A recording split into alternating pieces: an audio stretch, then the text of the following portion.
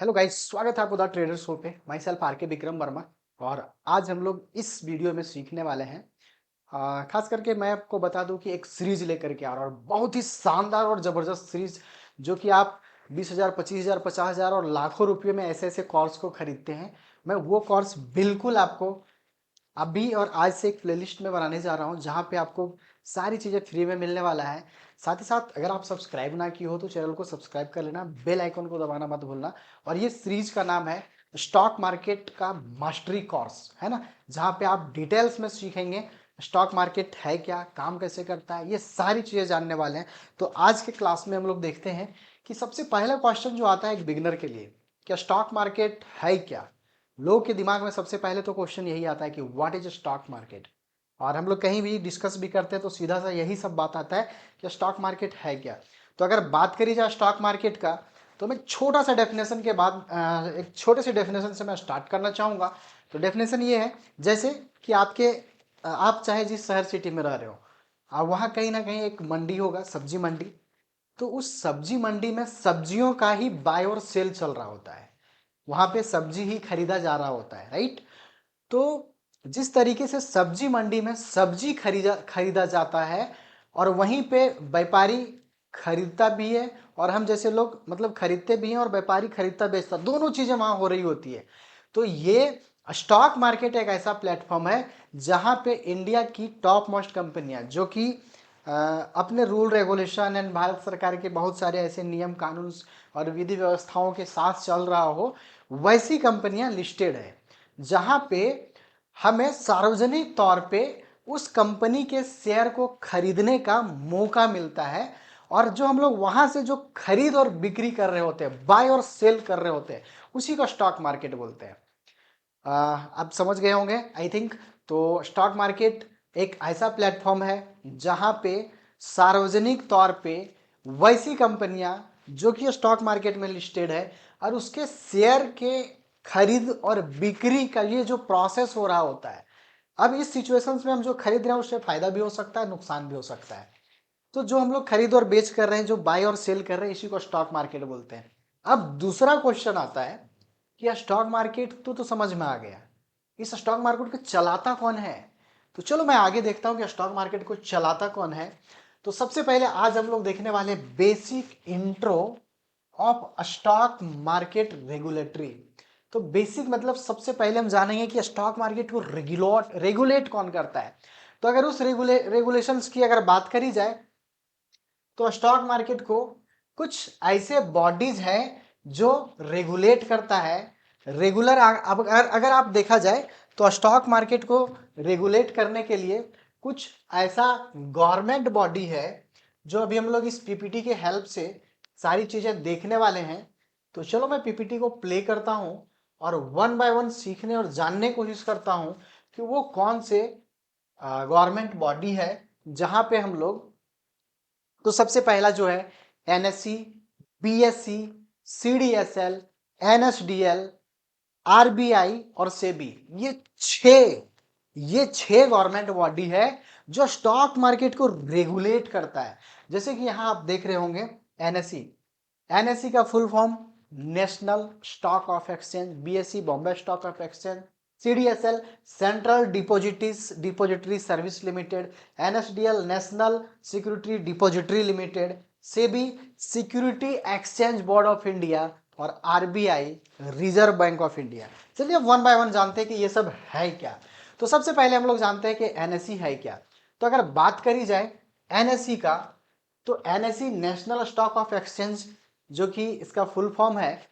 तो एनएससी 1992 में स्टेब्लिश हुआ था, और ये बिल्कुल एक इलेक्ट्रॉनिक बेस, कंप्यूटर बेस और स्क्रीन बेस ट्रेडिंग और इन्वेस्टमेंट लेकर के आया था।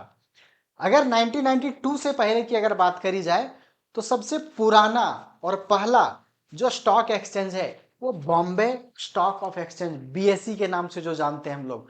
तो बीएसई तो हाँ मतलब पुरानी है, लेकिन एनएसई 1992 में स्टेब्लिश की गई थी। और ये बिल्कुल अगर बात करी जाए इसकी, तो ये 1992 में इसका स्टेब्लिश हुआ था। और देखिए ये पूरी तरीके से जो चलना शुरू हुआ 1994 में ये प्रॉपर तरीके से चलना शुरू हुआ, राइट। अब बात करी जाए तो देखिए ये बिल्कुल एक स्क्रीन आधारित, मतलब एक स्क्रीन बेस, बिल्कुल स्क्रीन बेस ट्रेडिंग यहाँ हो रही थी और उनका फायदा लोग उठा रहे थे।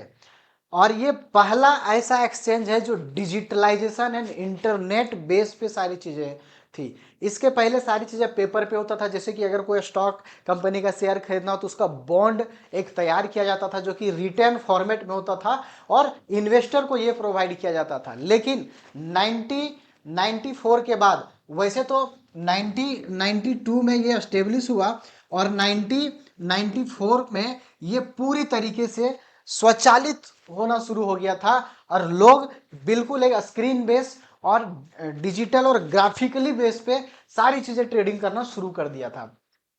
तो नेक्स्ट अगर बात करी जाए तो एनएससी हम लोग समझ गए। अब बात करते हैं अगर बीएसई का, तो BSE Bombay stock of exchange, जो कि ये एशिया महादेश का पहला और सबसे पुराना स्टॉक एक्सचेंज है, BSE Bombay stock of exchange, जो कि इसकी अगर एस्टेब्लिश की बात करी जाए तो इसका जो 1875 में, ये देखिए 1875 में इसका एस्टेब्लिश हुआ था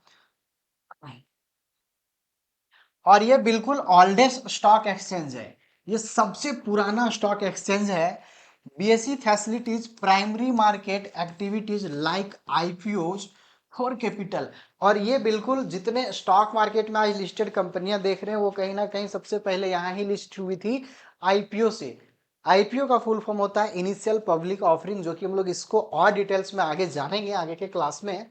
तो ये बिल्कुल एक ओल्डेस्ट मतलब पुराना स्टॉक एक्सचेंज है जो 1875 में स्टार्ट हुआ था और उस दौरान बिल्कुल सारी चीज़ें पेपर बेस पे होती थी और इसका जो हेड क्वार्टर हेड ऑफिस है वो मुंबई में है। तो हम लोग बीएसई को भी जान लिए।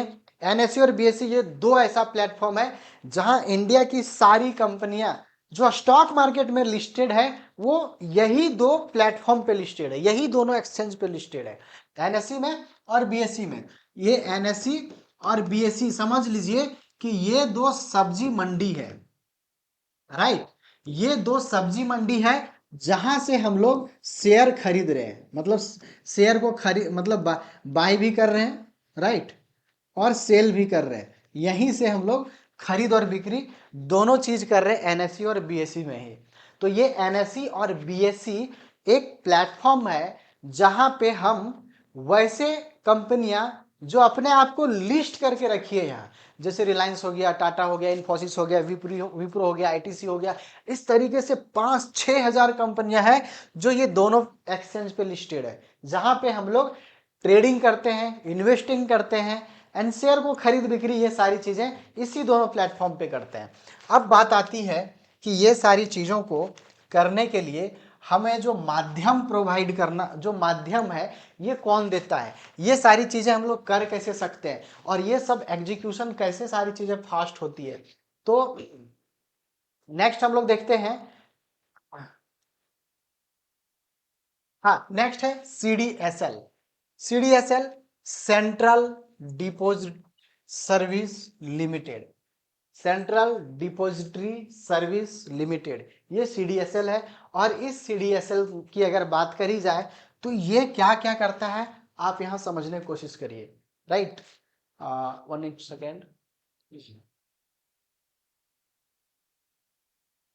तो सीडीएसएल क्या है, सेंट्रल डिपॉजिटरी सर्विस लिमिटेड है और ये पूरी तरीके से हमारे ट्रांजैक्शंस को स्मूथ करता है। हमारे जो भी अगर आप लोग देखे होंगे एनएसडीएल और सीडीएसएल, अगर आप पैन कार्ड बनाए होंगे कभी तो पैन कार्ड आपका एनएसडीएल ही आपके घर तक पहुंचाया होगा और मैं उसी की बात कर रहा हूं। अभी अगर सीडीएसएल्स की अगर बात करी जाए तो सीडीएसएल्स क्या है, देखिए हमें क्या क्या ये सर्विस देती है। सो सीडीएसएल्स का काम क्या है, सीडीएसएल्स बिल्कुल डीमेट अकाउंट, जो हम लोग डीमेट अकाउंट ओपनिंग करते हैं, ये सारा डीमेट अकाउंट ओपनिंग सीडीएसएल्स ही करवाता है। अभी डीमेट अकाउंट है क्या, डीमेट अकाउंट जहां हम लोग किसी भी स्टॉक के शेयर को खरीद और बिक्री में वो हमें मदद करता है, मतलब एक माध्यम बनता है, एक ब्रोकर है। जैसे बहुत सारे ऐसे ब्रोकर है, angel one, Zerodha, stock grow, ये जो नाम सुन रहे होंगे, ये सारी चीजें। और क्या करता है, electronic access to securities information, मतलब हमारे जो बाय और सेल जो भी हो रहे हैं उसको एक इलेक्ट्रॉनिक तौर पे नोट्स बनाना, रिपोर्ट बनाना और उन सारी चीजों को हमारे तक पहुंचाना। एग्जीक्यूशन ऑफ ट्रांजैक्शंस, जो ट्रांजैक्शंस हो रहे, जो बाय सेल हो रहा है उसको फास्ट एंड स्मूथ बनाने का इंटरनली एंड बैकएंड में यही काम कर रहा होता है। Alternative investment fund subscription, e voting, m voting, my, ये सारी चीजें जो है, ये सारी चीजें कौन कर रहा होता है, सीडीएसएल कर रहा होता है। बात करते हैं एनएसडीएल की। अगर एनएसडीएल की बात करी जाए तो एनएसडीएल का फुल फॉर्म है नेशनल सिक्योरिटी डिपॉजिटरी लिमिटेड। और इसका काम क्या है, जैसे अगर आप पैन कार्ड बनाए होंगे तो आपका एनएसडीएल ही बनाया होगा। अभी जितना भी ट्रेड हम लोग लेंगे, बाय और सेल करेंगे, उसका एक समरी बनाना, एक रिपोर्ट तैयार करना और इलेक्ट्रॉनिक रूप में उसके सिक्योरिटी प्रदान करना और सुरक्षित डाटा तैयार करना और इन्वेस्टर का हर एक डाटा को वो रखना, ताकि इन फ्यूचर कभी भी किसी भी तरह से ब्रोकर का कुछ भी हो सकता है। अगर वो सारी चीजें, तो ये हमारे पास एक रिकॉर्ड रहता है, डाटा रहता है, जहां से हम सारी चीजों को एक्सेस ले सकते हैं पैन कार्ड के हेल्प से। तो एनएसडीएल और सीडीएसएल हमारे ट्रांजैक्शंस को स्मूथ बनाता है। जैसे हमने अभी अपने ब्रोकर से, जैसे कि हम यूज करता हूं, मैं यूज करता हूं धन। अब धन से हमने मान के चलते कि टाटा मोटर के एक हमने यूनिट खरीदा है ना, तो टाटा मोटर को जैसे ही हमने खरीदा, बाई का जैसे ही ऑर्डर डाला, तुरंत से सीडीएसएल और एनएसडीएल ने रिपोर्ट डाला, मैसेज किया, किसको, एनएसई को या बीएसई को। अब ये दोनों सारी चीजें तुरंत तुरंत क्विक क्विक सारी चीजें होती है, और ये इतना माइक्रो सेकेंड में काम कर रहा होता है कि हमारे ट्रांजेक्शन्स को इतना फास्ट करता है कि हम, जैसे मान चलिए टाटा मोटर अगर अभी 456 रुपये पे चल रहा है, तो हम 456 में मारे हैं तो 456 में भी खरीद सकते हैं। तो ये सारी चीजें जो बैकएंड में हमारे ट्रांजैक्शंस को फास्ट एंड स्मूथ बनाता है, वो काम है एनएसडीएल और सीडीएसएल का। तो ये तो हम लोग क्लियर हो गए। अब बात आती है सेबी का, है ना। सेबी का काम क्या है, अब ये सारी चीजें जो स्टॉक मार्केट में हो रहा है, ये जस्ट लाइक सेबी एक सीसीटीवी कैमरा की तरह काम करता है। और इसका फुल फॉर्म है security and exchange board of India. जो पूरी तरीके से अगर देखा जाए तो इसका काम है, चाहे इन्वेस्टर हो, चाहे ट्रेडर हो, या चाहे ब्रोकर हो, इन्वेस्टर, ट्रेडर, ब्रोकर, या फिर कोई कंपनी ही क्यों ना हो, तो सारी रूल रेगुलेशन एंड नियम और विधि व्यवस्था को जो बनाने का काम है वो है आपका सेबी का। मतलब कोई भी चीजें हो रही हो तो सेबी के अंडर गाइडेंस में ही हो रहा होता है। बिल्कुल, चाहे वो, देखिए यहाँ आप देख सकते हैं, चाहे आपका प्रोटेक्टिंग इन्वेस्टर हो, रेगुलेशंस करना हो मार्केट का, कुछ कुछ इन्वेस्टिगेशन करना हो, अगर कुछ ऐसी चीजें हो गई है जो कि उसमें एक्शन लेने की बात हो, तो ये सारी चीजें सेबी करता है और ओवरऑल हमें एक सिक्योरिटी प्रदान करता है। जस्ट लाइक जैसे कि अभी लोकल एरिया में यहाँ की अगर बात करी जाए, अगर यहाँ कुछ भी ऐसी चीजें, घटना दुर्घटना होती है, तो यहाँ लोकल पुलिस आता है, यहाँ के जो भी पुलिस प्रशासन है वो सारी चीज़ों को टेक ओवर करता है और हैंड ओवर करता है और सारी चीज़ों को एक्शन लेता है। उसी तरीके से स्टॉक मार्केट में अगर कोई भी तरीके की त्रुटि, कोई भी चीज़ें आती है या होता है, तो वो सारी चीज़ें कौन कर रहा होता है, सेबी कर रहा होता है। सेबी का ही काम है ओवरऑल एक्शन लेना और उस पर काम करना। तो सेबी हमें क्या करता है, सिक्योरिटी प्रदान करता है, सुरक्षा प्रदान करता है। तो ये तो हम लोग जान गए, और ये सब क्या है, स्टॉक मार्केट का रेगुलेटरी है। नेक्स्ट है आरबीआई। अगर मैं आरबीआई की बात करूं तो मैं आपसे पूछना चाहता हूं कि आरबीआई में किसके अकाउंट खुलते हैं, कमेंट करके बताना जरूर, है ना। अगर बात करी जाए आरबीआई का, तो आरबीआई का हम जैसे लोग का अकाउंट नहीं खुलता, आरबीआई में बैंकों का अकाउंट खुलता है। तो जो ट्रांजैक्शंस को स्मूथ बना, मतलब जो लिक्विडिटी प्रदान कर रहा है ऑल ओवर, करेंसी का फॉलो जो कर रहा है ऑल ओवर इंडिया में, है ना, उसका काम है आरबीआई का।